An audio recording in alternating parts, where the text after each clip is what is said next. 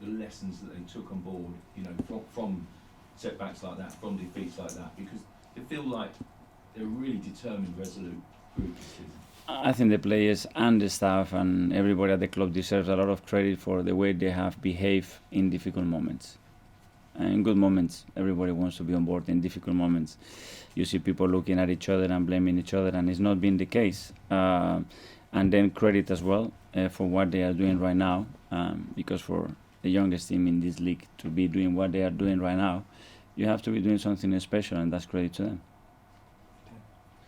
Okay, I know you don't want to talk about the charges or what Antonio Conte said last season or what people have been saying about your behaviour, but do you care about the reputation of you or how your players are perceived and how the team are perceived? I care a lot about the reputation of the club, especially.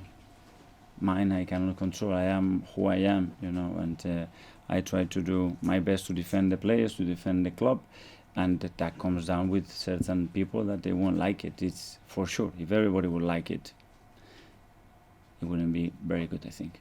But you're obviously a representative of the club and ambassador, so if you care about the reputation of the club, do you not care about how people perceive you and your behaviour and therefore? It's not that I don't care, but I care a lot more, especially when I'm doing my job. When I'm sitting at home, I care about what my wife thinks and what people think, but you don't see it. But when I'm in the public eye, I care a lot. Okay, what can we do? This is the best for the club and the best to defend the players, and this is my role as well. In the game last season, 3-0, you conceded a sort of soft early penalty, then you went down to 10 men, and the players almost seem to be sort of suckered in by Tottenham and sort of drawn into making fouls. Is that something you'll have to be a bit more sort of canny about this time? Because Tottenham did seem to make a lot of go down quite easily last season. We can control. There are certain decisions we're not going to be able to control, and that would happen again on Sunday. And I agree that we have to control what we can control, and there are certain things that we can do better.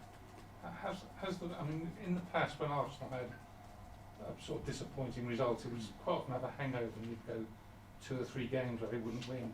Has that been the biggest difference this season? When I know you haven't had many disappointing results, but when you have, you sort of bounce straight. Yeah, that's what big teams do. That the next one it's over, and you can draw or lose, and it can be in very different circumstances. You haven't played well, the opponent was better than you. You get wrong decision. You didn't finalize the action the way you should. Someone make an error, but the next game it has to be over. So that's what happened last season, Newcastle, wasn't it? And hopefully we have learned, and we will try to do that. But in this league, there is no guarantee, because the next game is going to be competitive, and the next one too. So you have to earn it. Mikel, have you changed what you've said, what you say before the big games? Because looking at the way Rob acted that game, he looked like he was almost too pumped up. Have you changed what you've said to them? Again, I think we prepare every game differently, and certainly I don't direct it to the individuals in a certain way, but the collective messages are always different in relation to what is important to win the game. And go back to the sort of the general thing Dan was talking about, there's not necessarily a charge, but do you think perhaps to be a good team you need to have that, and that was what you felt that maybe they were a bit too nice on the pitch before, and you do sometimes they do need to kind of argue back a little bit?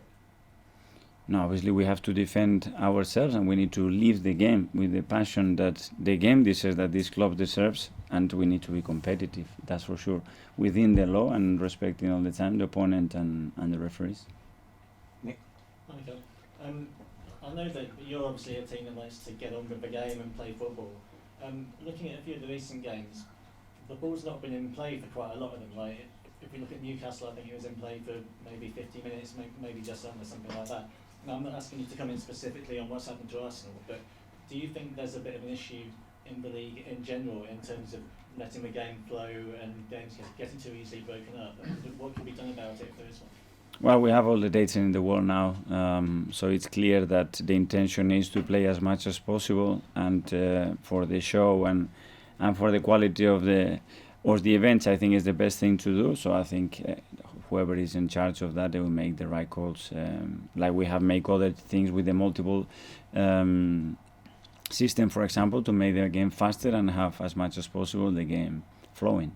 So you don't think there's an issue in terms of maybe teams that don't like to get on with the game. There are games that you play more than others, and I think that can easily get modified. And I think that's one of the aims in the game. You've seen in the World Cup what they've done. So it's a really simple thing to do. And if that goes borderline to an area where it's not good for the Premier League, I'm sure that they will get some things done.